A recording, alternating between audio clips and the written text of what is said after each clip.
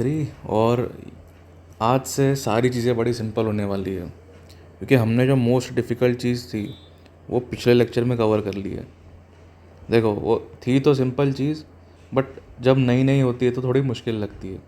तो मैं ये बोलूँगा कि डे 2 जो था वो बड़ा इम्पोर्टेंट चैप्टर था या इम्पोर्टेंट डे था। और उसमें मैंने जो जो चीज़ें बोली आपको करने का, मैंने इक्वेशन बनाने का बोली, इक्वेशन बनाना ज़रूरी है, सारे एग्जांपल्स करना ज़रूरी है। कुल मिला के इस डे को समझे बिना आगे बढ़ना बहुत मुश्किल होगा। तो चलो, आज के दिन हम क्या पढ़ेंगे? आज हम पढ़ेंगे डिस्प्लेसमेंट क्या होता है। तो अभी तक तो मैं आपको साइन से बता रहा था कि ऑक्सीलेशन हो, मतलब कुछ भी मोशन हो रहा है उसका मैंने अभी तक आपको ग्राफ बनाना सिखाया है। एक्चुअली चलो मैं बता देता हूँ, रिवाइज़ करते हैं अपन ने क्या क्या कवर कर लिया अभी तक। सबसे पहले हम देखें तो हमने देखा ऑक्सीलेशन क्या होता है। ऑक्सीलेशन या ऑक्सीलेटरी मोशन दोनों में क्या चीज़ है? एक पोजीशन के around two and fro motion को ऑक्सीलेशन बोलते हैं। ठीक है, उसके बाद हमने देखा पीरियोडिक मोशन क्या होता है। तो पीरियोडिक मोशन मतलब एक ऐसा मोशन जो रेगुलर इंटरवल के बाद में अपने आप को रिपीट कर दे। जैसे हम ग्राउंड में घूमते हैं, वो एग्जांपल तो मैंने आप कि जब भी हम ये देखें, क्या देखें? ये दो चीज़ें। जब भी हम ऑक्सीलेटरी सुने तो हमारे दिमाग में क्या आना चाहिए? पेंडुलम या झूला आना चाहिए। और पीरियोडिक सोचे तो आना चाहिए एक ग्राउंड जिसमें हम दौड़ रहे हैं। फिर मैंने आगे क्या बताया था कि पीरियोडिक जो मोशन है वो दाल बाटी जैसा है। ऑक्सीलेट मतलब ये रिपीटेशन ऑफ इटसेल्फ, ठीक है, ये डेफिनेशन थी। ऑक्सीलेशन में क्या था? ऑक्सीलेशन में था टू एंड फ्रो मोशन, पर इसमें भी पीरियोडिक ऑलरेडी एग्जिस्ट करता है। ठीक है, तो to and fro plus periodic, मैं इसको ब्लू से कर देता हूँ। ठीक है, तो जब पीरियोडिक हो और टू एंड फ्रो हो तो वो ऑक्सीलेशन है। जब टू एंड फ्रो नहीं हो, सिर्फ ये गोला बचा है, तो अपन पीरियोडिक पे आ जाते हैं। इसको दाल बाटी से समझा था अपन ने। ओके, इसके बाद में हमने और भी चीज़ें देखी थी, बट अभी डेफिनेशन आप पढ़ लो। ये सारी की सारी चीज़ें मैंने बताई है। एक पीरियड क्या होता है? पीरियड मतलब कि ये मैंने ग्राफ ड्रॉ किया, इसमें एक इंटरवल जब कंप्लीट होता है, ये घूम के वापस यहाँ आ गया, इसको एक इंटरवल बोलते हैं। जब ये कंप्लीट होता है उसको पीरियड बोलते हैं। फ्रीक्वेंसी फ्रीक्वेंसी क्या होती है कि एक सेकंड में हमने कितने ऑक्सीलेशन करे। ठीक है, मान लो एक सेकंड में हमने ये एक सेकंड में करे, तो अपनी फ्रीक्वेंसी कितनी हुई? 3 हर्ट्ज़। इस पे और चर्चा करते हैं। तो देखो, जब एक कंप्लीट ऑक्सीलेशन होता है, जैसे ये ऊपर गया और नीचे आ गया, इस ग्राफ में देखो ये हो गया कंप्लीट एक ऑक्सीलेशन। अगर ये एक सेकंड में होता है, एक सेकंड में, तो ये हो गया 1 हर्ट्ज़ फ्रीक्वेंसी। अब अपन अलग अलग वैल्यूज़ देखते हैं फ्रीक्वेंसी की। मान लो फ्रीक्वेंसी की वैल्यू है 0.5 हर्ट्ज़। इसका मतलब क्या हुआ कि एक सेकंड में सिर्फ 0.5 ऑक्सीलेशन ही होगा। या इसको मैं सिंपल भाषा में बोलूँ, 0.5 मतलब आधा, तो यहाँ बोलूँगा मैं कि हमारे आधा ऑक्सीलेशन होगा। ऑक्सीलेशन, ठीक है, आधा ऑक्सीलेशन मतलब क्या? मतलब मान लो पिछले वाले ही मैं ड्रॉ करता हूँ, तो अब एक सेकंड में हमारा इतना ही ग्राफ ड्रॉ हो, मतलब इतना ही कर पाएंगे मोशन नहीं, ऑक्सीलेशन इतना ही कर पाएंगे अपन।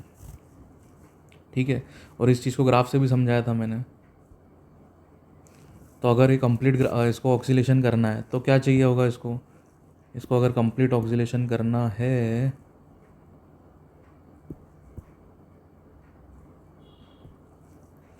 तो ये सिंपल चीज़ करेगा, ये एक सेकंड का टाइम और लेगा और ये यहाँ आ जाएगा। अब ये 2 सेकंड है, जब एक कंप्लीट ऑक्सीलेशन हो जाता है उसको बोलते हैं टाइम पीरियड।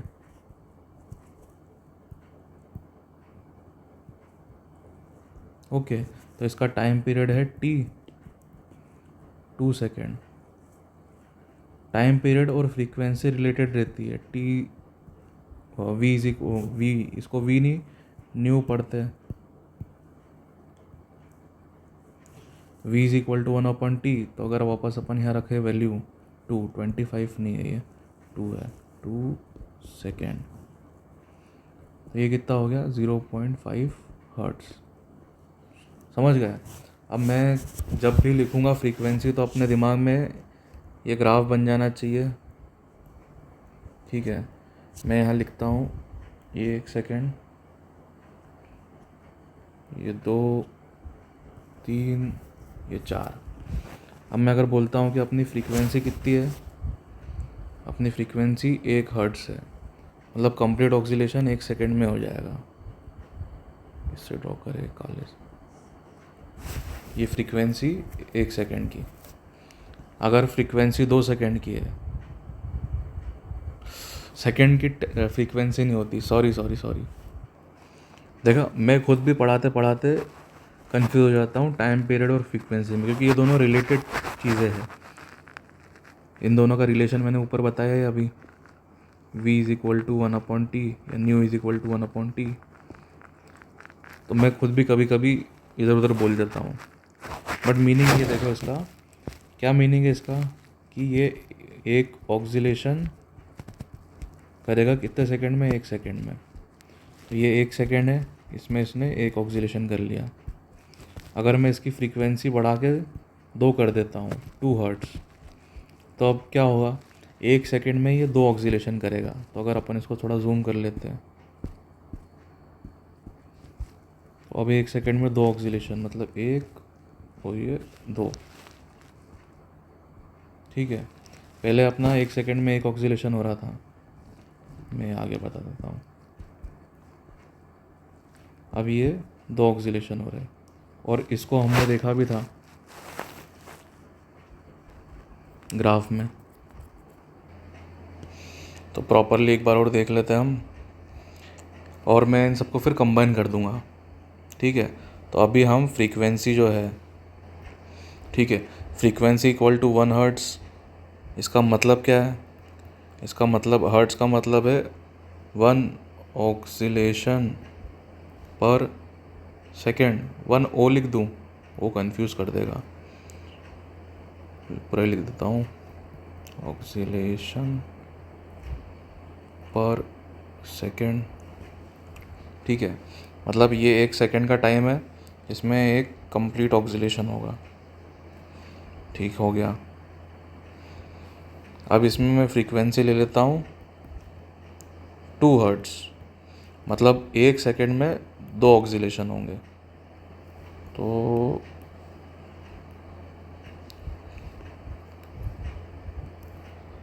पहला ऑक्सीलेशन यहाँ स्टार्ट हुआ, यहाँ ख़त्म हो गया, यहाँ स्टार्ट हुआ और यहाँ ख़त्म हो गया। 1 सेकेंड में 2 ऑक्सीलेशन हो गए। अब फ्रीक्वेंसी को मैं 3 हर्ट्स लूँगा तो 3 हो जाएंगे, मैं ले रहा हूँ 0.5 हर्ट्स, मतलब अब 1 सेकेंड में आधा ही ऑक्सीलेशन होगा। तो ये आधा ऑक्सीलेशन। इसको कंटिन्यूएशन में बनाना चाहूँ मैं अगर, तो ये ऐसा जाके यहाँ पूरा होगा। इन सबको भी कंटिन्यू करें अपन, तो ये इस टाइप से कंटिन्यू हो जाएंगे।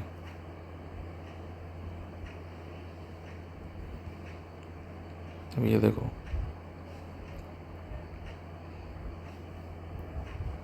समझ में आ रहा है फ्रीक्वेंसी में क्या क्या डिफरेंस दिख रहा है।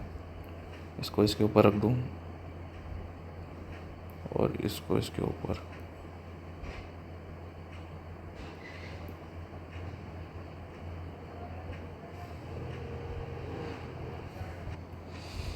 ये मैंने लिखा है कुछ।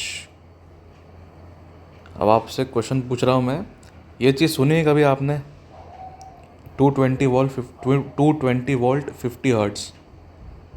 ये एक ऐसी चीज़ है जो आप पापा मम्मी से पूछोगे तो बता देंगे कि क्या बात हो रही है। तो देखो, अपने घर में जो बिजली आती है वो 220 वाट की रहती है, वाट नहीं, 220 वोल्ट की रहती है, और उसकी फ्रीक्वेंसी होती है 50 हर्ट्ज़। तो अब 220 वाट को तो हटा दो, फ्रीक्वेंसी पे फोकस करो। 50 हर्ट्ज़ का मतलब क्या है?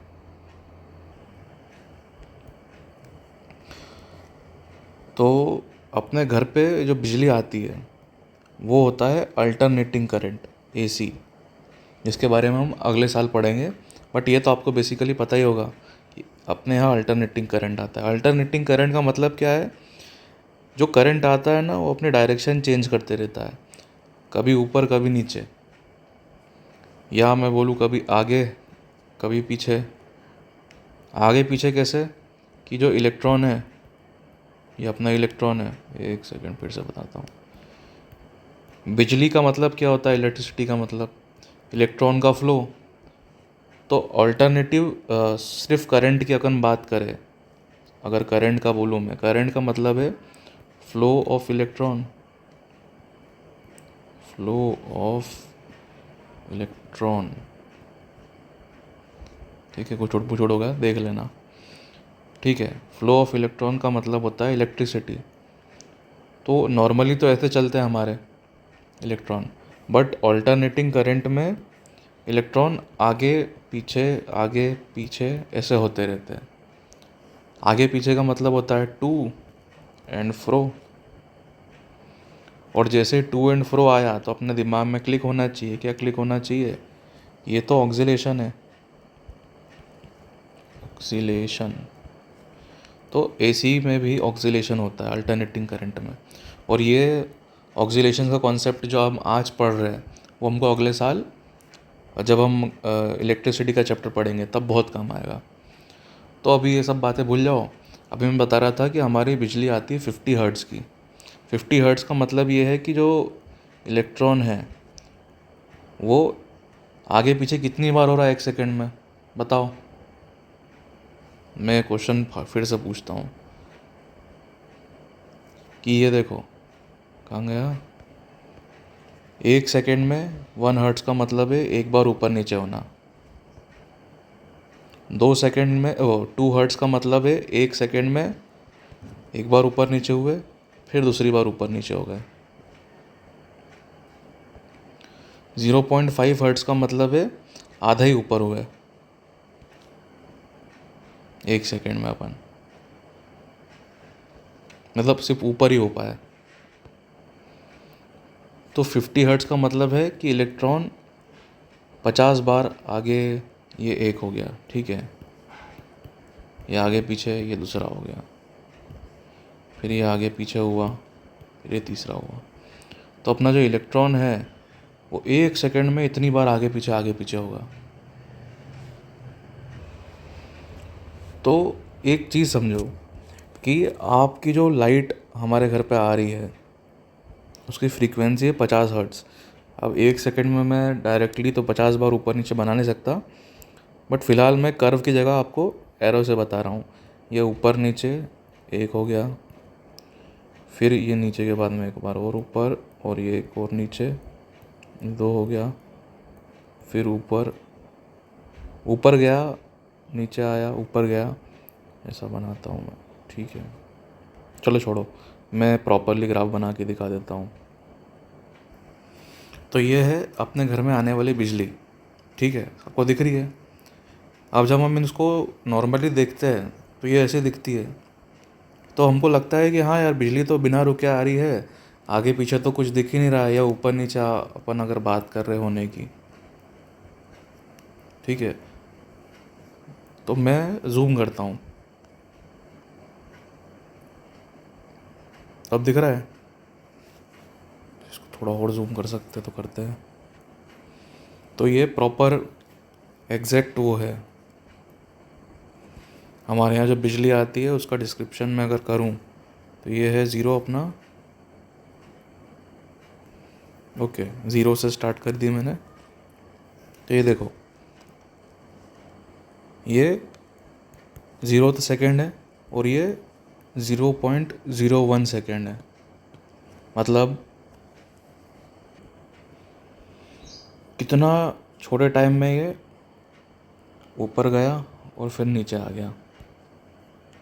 ओके, तो अगर मैं प्रॉपरली काउंट करूँ यहाँ से तो 50 निकलेगी। ठीक है, मैं यहाँ गिन के बता देता हूँ। ये 0 है, ये 0.5 सेकेंड, तो 50 इसके आगे होगी।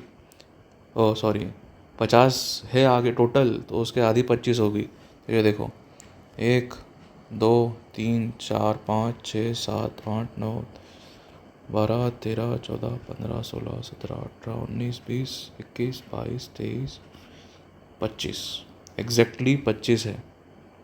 ये देखो, इसके पहले।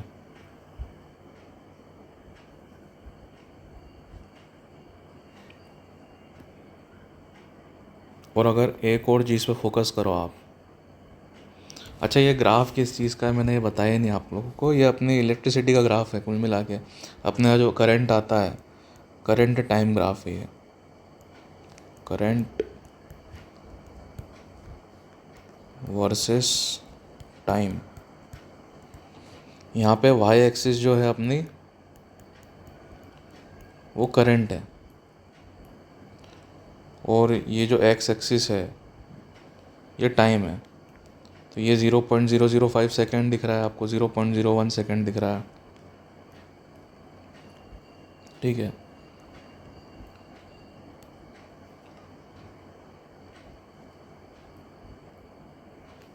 ओके। क्योंकि अभी हम लोग करंट का एम्पलीट्यूड देखते हैं, तो ये है करंट आई, ये आई माइनस। अब करंट एक स्केलर क्वांटिटी, जिसको पता होगा। खैर मैं इसके बारे में डिस्कस नहीं करता हूँ, ये आगे का टॉपिक है, छोड़ो छोड़ो, ये अगले साल पढ़ेंगे अपन।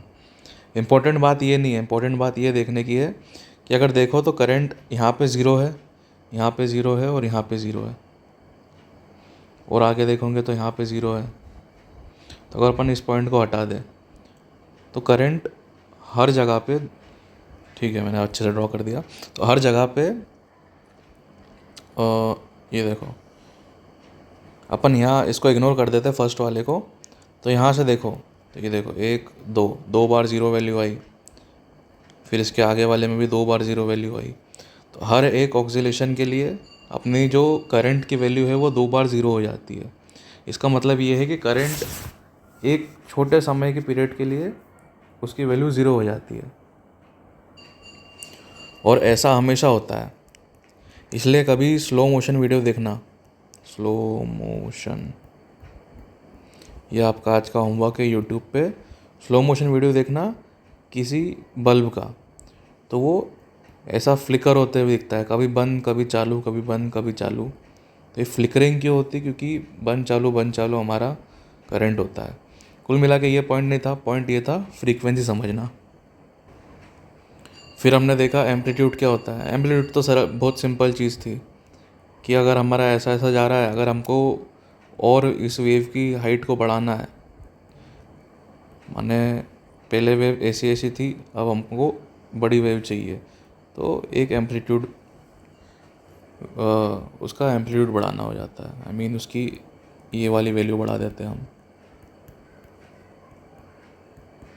ठीक है, ये रही फ्रीक्वेंसी, ये रहा एम्पलीट्यूड। ठीक है, पढ़ लो और क्या, ये एक बार और, फिर मैं आगे बढ़ूँगा।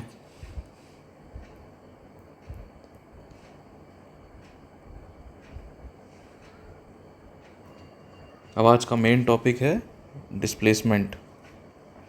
तो डिस्प्लेसमेंट अभी तक हमको पता क्या था क्या होता है, तो इसको रीड कर लो।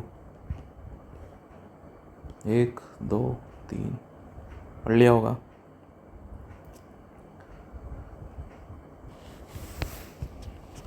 तो मैं हमेशा बच्चों से ये पूछता था जो मेरे से छोटे थे कि तुमको पता है डिस्टेंस और डिस्प्लेसमेंट में क्या अंतर है?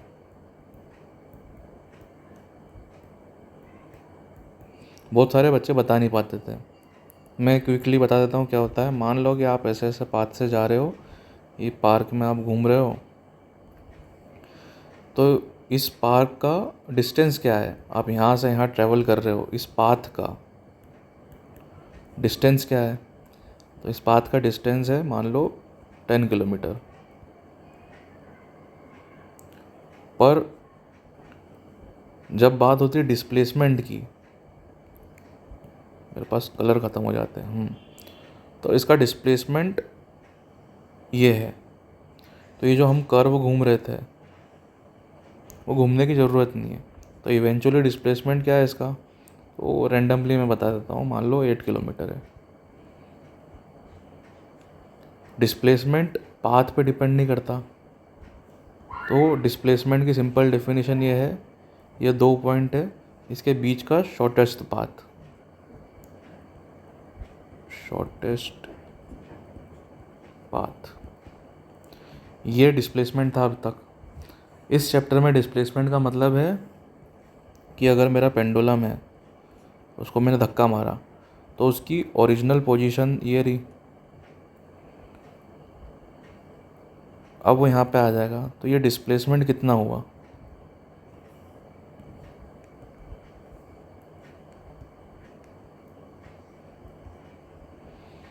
इस केस में डिस्प्लेसमेंट हम एंगल से देख लेते हैं, तो इसको बोल देते हैं एंगुलर डिस्प्लेसमेंट।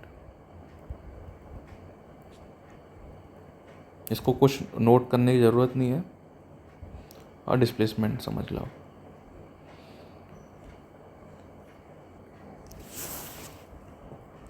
तो हम हमेशा वेव्स की बात तो करेंगे नहीं, क्योंकि अभी तक हमने क्या क्या बात करी है, इसको थोड़ी देर बाद पढ़ लेना, मैं पॉज कर दूंगा, या चलो पढ़ लो पहले इसको।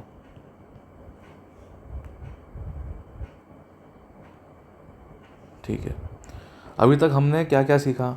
अभी तक हम ऑक्सीलेशन की जब भी बात कर रहे थे, तो पिछले 2 लेक्चर से या 2 दिनों से अपन वेव्स की बात कर रहे थे, इवेंचुअली ये ग्राफ की बात कर रहे थे। अब हम एक्चुअल चीज़ों की बात करेंगे जिसमें ऑक्सीलेशन हो रहा है।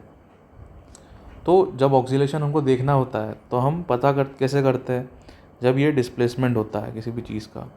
जैसे मैं झूला झूल रहा हूँ, किसी ने मेरे को धक्का दिया, तो मैं यहाँ पे था, अब मैं यहाँ से इधर आ गया हूँ, मेरा डिस्प्लेसमेंट हुआ। बट ऑक्सीलेशन में स्पेशल तरीके का डिस्प्लेसमेंट होता है, जिसमें हम बोलते हैं कि एक मेन पोजीशन है हमारी, जैसे मान लो ये है कि जब मैं कुछ भी फोर्स नहीं लगाऊंगा, तो हमारा पेंडुलम यहाँ पे लटक जाएगा। बट जैसे ही मैं फोर्स अप्लाई करता हूँ, गायब हो गया पेंडुलम। ये पेंडुलम था, ये फोर्स लगाया, वैसे ही ये पेंडुलम यहाँ आ जाता है।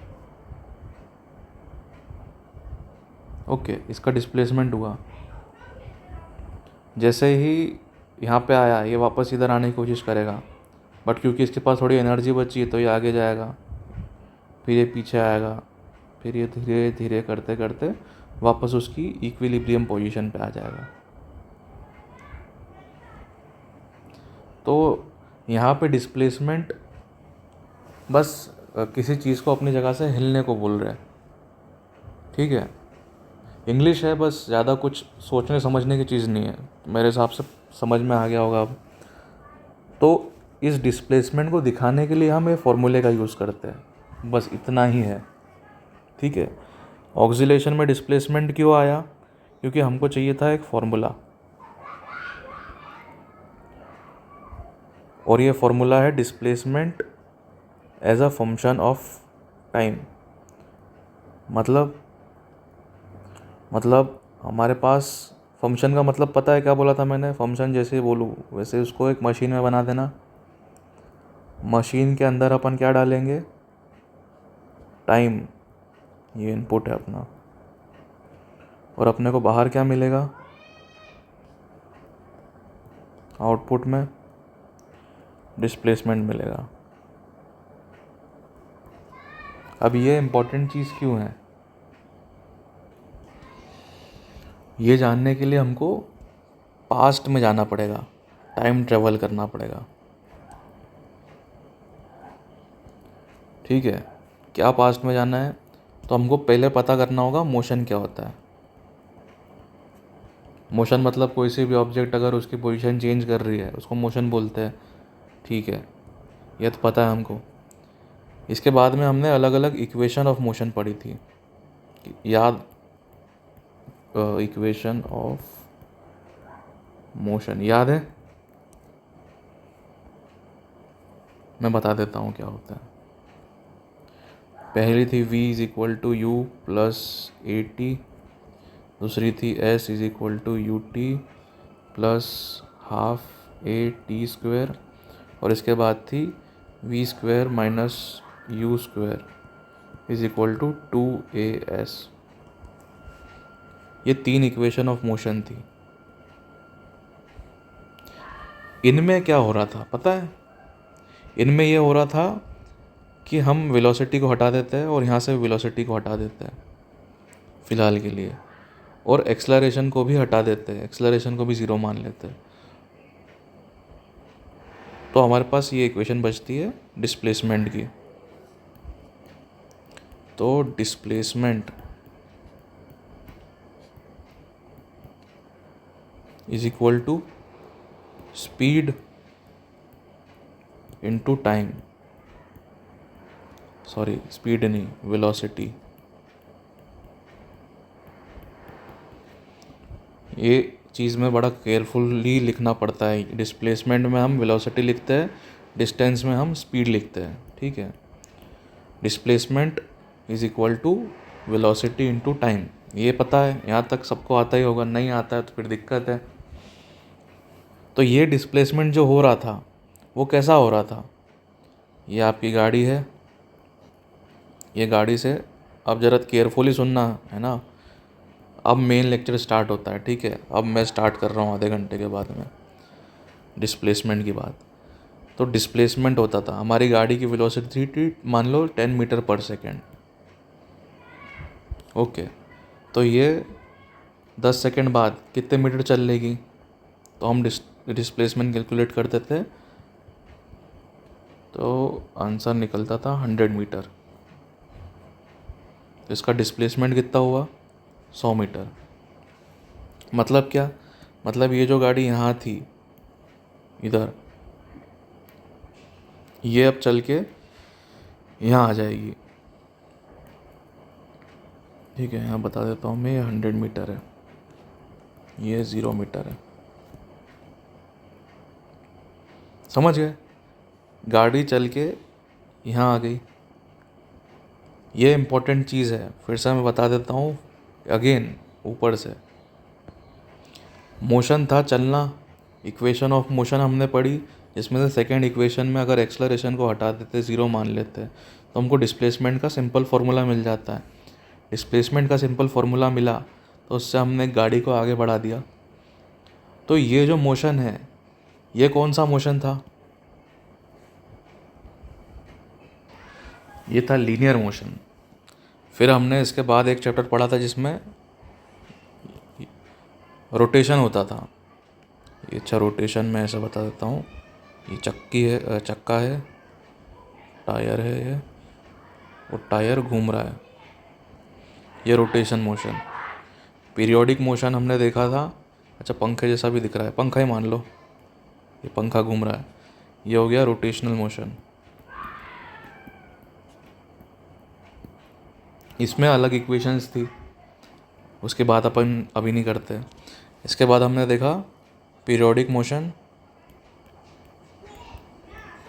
और ऑक्सिलेटरी मोशन।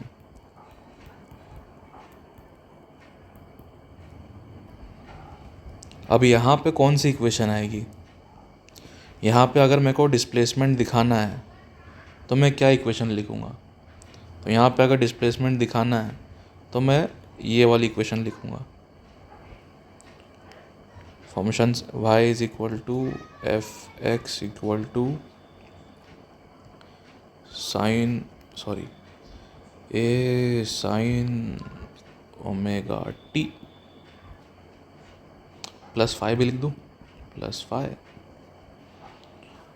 तो कुल मिला के पिछली वाली इक्वेशन जो थी अपनी, वो घूम फिर के क्या बता रही थी कि डिस्प्लेसमेंट कितना होगा।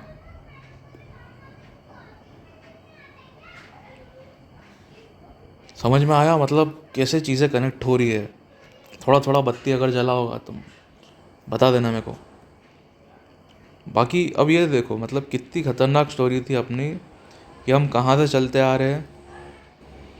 हमने लगभग 9th में पढ़ा होगा डिस्टेंस और डिस्प्लेसमेंट क्या होता है। उसके बाद हमने 11th में स्टार्टिंग में पढ़ा है कि इक्वेशन ऑफ मोशन और मोशन एक्चुअली में होता क्या है। उसमें अपन ने 3 इक्वेशंस पढ़ी है। उन 3 इक्वेशन से हमको कौन सा मोशन पता चला, लीनियर मोशन। फिर जब लीनियर मोशन के बाद हमने आगे पढ़ा तो हमको रोटेशनल मोशन पता चला। रोटेशनल मोशन की अपनी अलग इक्वेशंस होती है।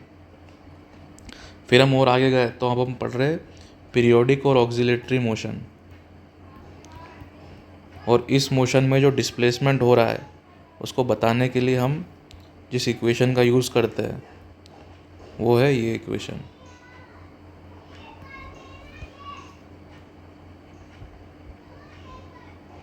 ठीक है, अच्छे से हाईलाइट कर लेना है। और अब हमको पिछले लेक्चर के बाद में ये इक्वेशन अच्छे से समझ में आने लग गई है। अगर अभी भी नहीं आती है, पिछला वीडियो नहीं देखा है, तो ये समझना बहुत इम्पोर्टेंट है। तो भी मैं सोच रहा हूँ एक क्विक रिकैप हो जाए। ठीक है, एम्पलीट्यूड जो है वो मैंने थोड़ा गंदा डायग्राम बना दिया है, इसको हटा देता हूँ। समझ गए होंगे इसको देख के। एम्पलीट्यूड मतलब क्या, मतलब ये जो हाइट है ये कितनी होनी चाहिए, ये कम एम्पलीट्यूड, ये ज़्यादा एम्पलीट्यूड। फ्रीक्वेंसी में कोई अंतर नहीं आया। 1 सेकंड में जितना ऊपर नीचे होना है, मतलब एक बार ऊपर एक बार नीचे होना है, तो देखो एक बार ऊपर एक बार नीचे हो रहा है। मतलब फ्रीक्वेंसी में कोई चेंज नहीं आया एम्पलीट्यूड को चेंज करने से। ये सिर्फ वेव की हाइट ही बढ़ी है। इसका एक रियल लाइफ मीनिंग भी है। जब हम वॉल्यूम बढ़ाते हैं तो आपने देखा है कभी कि सिंगर की आवाज़ कम ज़्यादा, सिर्फ आवाज़ ही कम ज़्यादा होती है, म्यूज़िक की स्पीड कम ज़्यादा नहीं होती। तो हम क्या करते हैं, एम्पलीट्यूड बढ़ाते हैं। साउंड भी तो वेव ही होती है, साउंड वेव भी हम आगे पढ़ेंगे। तो ये एम्पलीट्यूड हो जाता है। अब अगर फ्रीक्वेंसी की बात करूँ मैं, फ्रीक्वेंसी को ओमेगा से रिप्रेजेंट करते हैं। फ्रीक्वेंसी का अभी जस्ट मैंने एग्जांपल दिया था, बट मैं वापस दे देता हूँ। ये ठीक है, ये है, इसको कॉपी और पेस्ट। क्या बार बार रिपीट कर रहा हूँ इसलिए क्योंकि इम्पोर्टेंट है, नहीं तो समझ में नहीं आएगा मतलब क्या है। मान लो फ्रीक्वेंसी है 1 हर्ट्स और इधर है 2 हर्ट्स, और ये है 1 2 3 4, 1 2 3 4 सेकेंड। ठीक है, फ्रीक्वेंसी 1 हर्ट्स का मतलब क्या, मतलब 1 सेकेंड में एक ऑक्सीलेशन होगा, एक बार ऊपर गया एक बार नीचे आ गया। 2 हर्ट्स मतलब 1 2। क्लियर? अब कुछ डाउट नहीं होना चाहिए। तो एम्पलीट्यूड हो गया, फ्रीक्वेंसी हो गई। अब आ जाते हैं फाई पे। फाई क्या था, फाई था फेज़। फाई फेज़,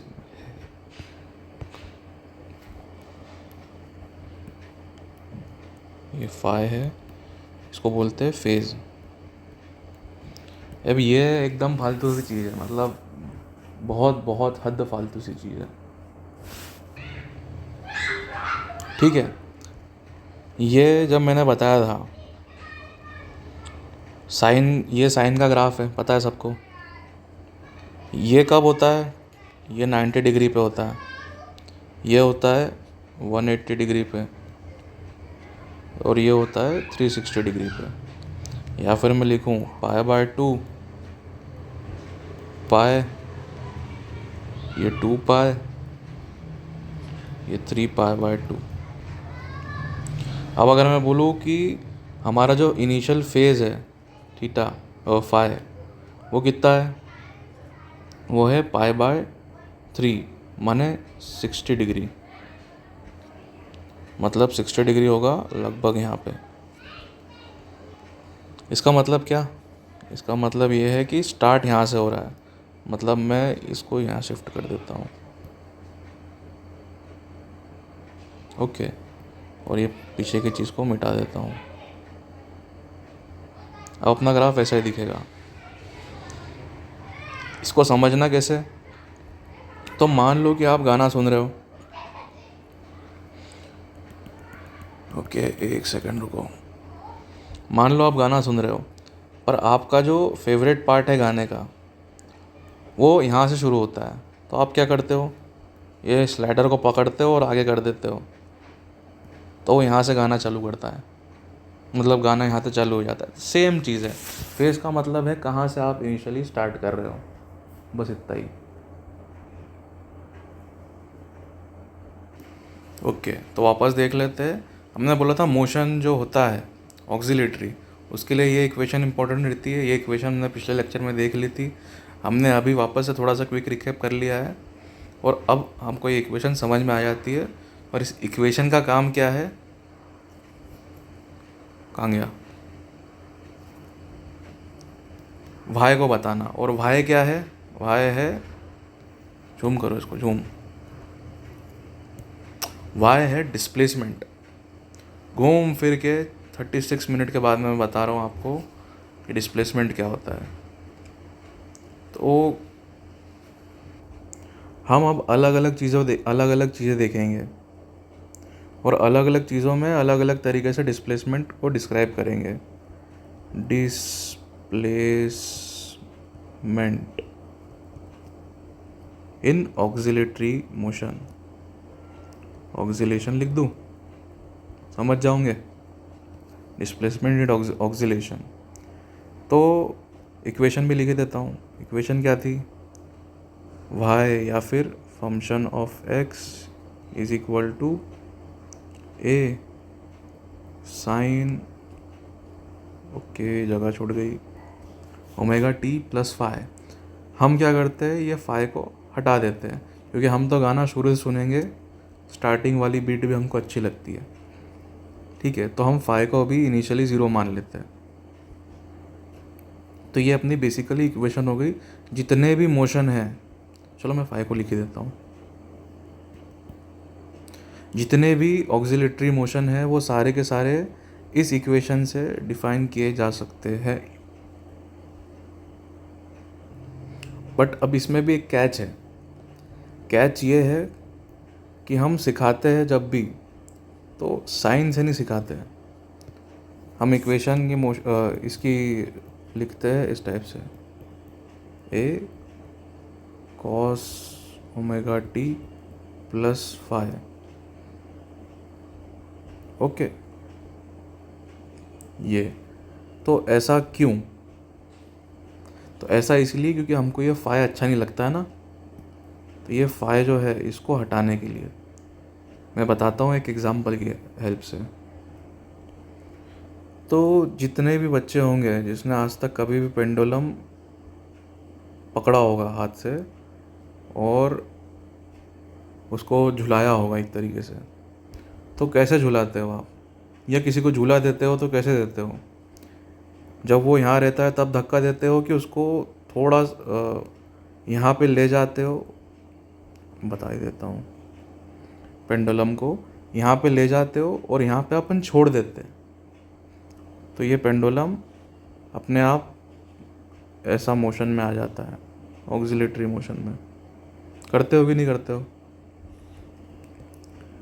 मतलब हम पेंडुलम का स्टार्टिंग पॉइंट अगर बोले तो स्टार्टिंग पॉइंट ये होता है। इसमें कोई दिक्कत, कोई परेशानी तो नहीं? तो ऐसे के ऐसे सारे के सारे ही एग्जाम्पल्स में, ये जितने भी इस टाइप के एग्जाम्पल्स है, उसमें ज़्यादातर केस ऐसे होते हैं जब हमारा पेंडुलम उसकी एक्सट्रीम पोजीशन पे रहता है। अगर मैं बताऊं आपको, तो ये इसकी एक्स एक्सिस की पोजीशन है मान लो। तो ये इधर 2 है, ये पीछे आएगा इधर फ्रो।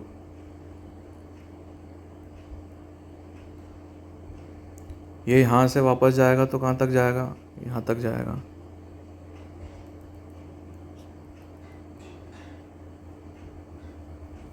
ये हो गया -x, या इसको +x मान लो तो ये -x हो गया। या मैं x की जगह बोलूँ कि ये इसके मैक्सिमम एम्पलीट्यूड से यहाँ तक जाएगा, या इसको नहीं बोलते हुए मैं बोलूँ कि हम तो एंगल की बात करेंगे, तो इसका मैक्सिमम एंगल कितना होगा, इतना होगा। अब जब हम बात करते हैं तो साइन का ग्राफ इस टाइप का रहता है और कॉस का ग्राफ ऐसा रहता है।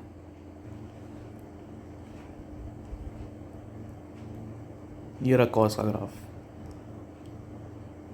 ठीक है। तो ये दिख रहा है, साइन का ग्राफ शुरू कहाँ से हुआ, 0 से हुआ। कॉस का ग्राफ शुरू कहाँ से हुआ, 1 से हुआ, या कुछ भी, फ़िलहाल 1 ही मान लो, तो कुछ वैल्यू से हुआ और ये 0 से हुआ। और हमेशा हम कुछ भी करते हैं, कोई भी ऑक्सिलेटरी मोशन में हम हमेशा कोई पोजीशन इनिशियली दे देते हैं उसको, माने हम हमेशा स्टार्ट 1 से करते हैं, फिर वो चीज़ अपने आप नीचे आ जाती है, माने 0 की तरफ आ जाती है। जैसे ये था पेंडुलम, पेंडुलम को हमने ऊपर से स्टार्ट किया, 1 से स्टार्ट किया, ये 1 की वैल्यू अपने आप 0 पे आई, इसके बाद ये -1 पे गई, फिर ये वापस 0 पे आई।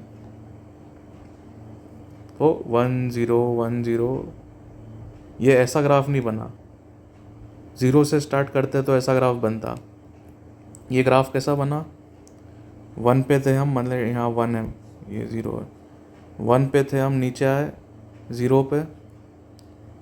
मैं एक्चुअली मैं अच्छे से बताता हूँ उनको, इसको, ये 1 है, ये 0 है, और ये ब्लू से मैं ग्राफ बनाऊंगा, ठीक है, ग्राफ।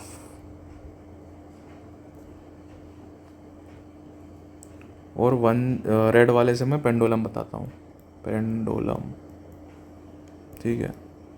तो सबसे पहले पेंडुलम यहाँ से इसकी ओरिजिनल पोजीशन पे आता है, तो ये जाता है 1 से 0 पे। तो ग्राफ ड्रॉ करें अपन, तो ये 1 से 0 पे आया, उसके बाद ये जाता है 0 से 1 -1 की तरफ, 0 से -1 की तरफ, ये -1 है, फिर ये -1 से 0 की तरफ आता है, ये -1 से वापस 0 की तरफ आ गया, फिर उसके बाद 0 से जब ये वापस 1 जाता है तो हमारा सर्कल कंप्लीट होता है। अगर अपन इन सारी चीज़ों को हटा के सिर्फ एरो को देखें, मैं ये भी ड्रॉ कर देता हूँ, तो ये देखो, ये स्टार्टिंग पोजीशन थी, यहाँ से यहाँ गए, यहाँ से यहाँ गए, यहाँ से यहाँ आए, और वापस स्टार्टिंग पोजीशन पे है। मतलब एक कंप्लीट ऑक्सिलेशन जब हुआ तो वो इस टाइप का दिखेगा। इसलिए हम हमेशा कॉस से बनाते हैं ग्राफ को, क्योंकि हम हमेशा यहाँ 1 से स्टार्ट करते हैं। क्या हम साइन से बना सकते हैं ये ग्राफ, तो बना सकते हैं। कैसे बना सकते हैं, तो मैं बोलूँगा कि साइन में इधर कुछ भी वैल्यू हो, थीटा प्लस फाई कर दो। फाई क्या था, फेज़ था। तो अगर मैं इसको उठाता हूँ और फाई की वैल्यू 90 डिग्री रख देता हूँ, मतलब ये π/2 है, फाई इक्वल टू, तो जो भी ये जो है लाइन है ये शिफ्ट हो जाएगी। ये लाइन कैसे शिफ्ट होती है मैंने अभी ऊपर बताया था, अभी नहीं समझ में आया तो पीछे रिवर्स करके देख लो। ये जो लाइन थी ये आगे शिफ्ट हो गई क्योंकि हमने फाई की वैल्यू 90 डिग्री रख दी, phi is equal to 90 degree. अब ये जो ग्राफ बचेगा, ये बचा हुआ ग्राफ अब साइन जैसा दिखेगा, कॉस जैसा दिखेगा। 0 से पहले कुछ भी उससे अपने को मतलब नहीं है, 0 के आगे वाली चीज़ों से मतलब है। तो यहाँ से अपना टाइम शुरू हुआ, ये इधर गया, नीचे गया, ऊपर आया, यहाँ पे ऑक्सीलेशन ख़त्म हुआ क्या अपना? क्या मैं बोलूँगा कि कंप्लीट इंटरवल हुआ? तो नहीं हुआ। तो ये वापस आगे जाते जाएगा और यहाँ जाके इसका इंटरवल कंप्लीट हुआ। और ये देखो तो सेम हो जाता है। कुल मिला के मैं अभी टाइम पास कर रहा था बहुत देर से। क्या टाइम पास कर रहा था कि साइन थीटा प्लस 90 डिग्री कितना होता है, कॉस थीटा के बराबर। तो वही है कि आप ये लिखो y is equal to a sine theta plus 90 degree, या लिखो y is equal to a cos theta बराबर है। इसलिए हम कॉस थीटा का यूज़ करते हैं। ओके, तो अब समझ में आ गया कॉस थीटा का यूज़ क्यों करते हैं अपन। ये भी ऐसे ही कॉन्सेप्चुअल चीज़ थी। अब इस लेक्चर को एंड करते हैं फाइनली ये बता के कि डिस्प्लेसमेंट क्यों पढ़ा हमने अभी। डिस्प्लेसमेंट, वो भी ये इक्वेशन क्यों लाए हम, y is equal to cos theta a cos omega t. मैं हमेशा जगह छोड़ देता हूँ प्लस 5। तो ये इक्वेशन कैसे है हमारी, क्यों आई, क्योंकि सारे के सारे जो ऑक्सीलेशन होते हैं उनको हम इस फंक्शन से रिप्रेजेंट कर सकते हैं। जैसे अभी मैंने ऊपर आपको पेंडुलम का एग्जांपल बताया कि पेंडुलम में इस टाइप का मोशन होता है, ये नीचे आया फिर ऐसा और फिर ये 1 2 3 4। अगर यहाँ से शुरू करा है तो अगर पेंडुलम को ऊपर से शुरू करते हैं हम, अगर पेंडुलम को मैंने यहाँ से शुरू करा तो ये 1, ये ऊपर जाएगा 2, ये नीचे जाएगा 3 और ये वापस ऊपर जाएगा 4। ऑक्सीलेशन 1 कंप्लीट हुआ और ये होते रहेगा प्रोसेस। तो यहाँ भी ऑक्सीलेशन हो रहा है और यहाँ पे हम बात करेंगे किसकी, एंगुलर डिस्प्लेसमेंट की। तो अगले लेक्चर्स में हम इन सब कुछ चीज़ों को देखेंगे। क्या क्या है हम देखेंगे, एंगुलर डिस्प्लेसमेंट, एंगुलर डिस्प्लेसमेंट लिख दूँ, ये हो गया। ये कहाँ होगा, ये होगा ऑक्सीलेटिंग पेंडुलम में। उसके बाद इसके पहले एक चैप्टर था स्ट्रिंग। उस स्ट्रिंग चैप्टर में एक मास होता था और जो अपना जो स्ट्रिंग है, जब मास को हम खींचते थे तो ये भी इस टाइप का मोशन करता था, आगे पीछे आगे पीछे। ठीक है, याद है कि भूल गए या पढ़ा ही नहीं है। क्या होता था, जैसे इसको हम खींचते थे, मान लो ये मेन पोजीशन इसकी, मैं इसको छोटा छोटा बना देता हूँ, रुको।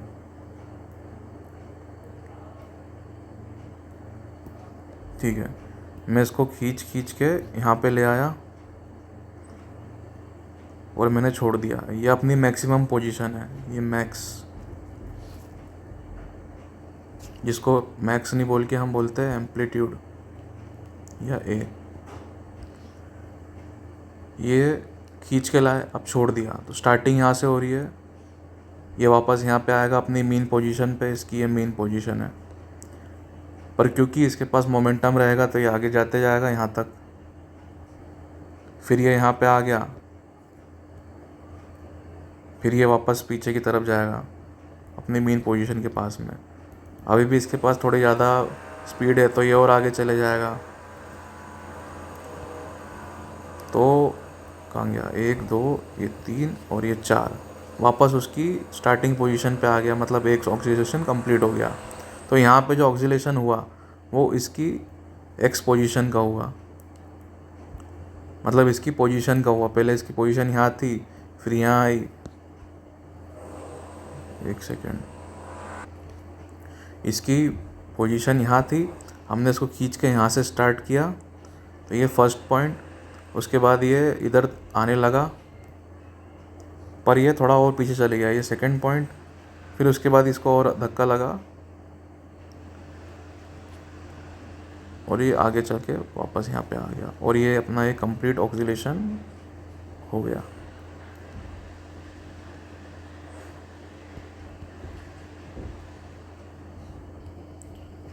तो ये था अपना डिस्प्लेसमेंट का फुल कॉन्सेप्ट, ठीक है।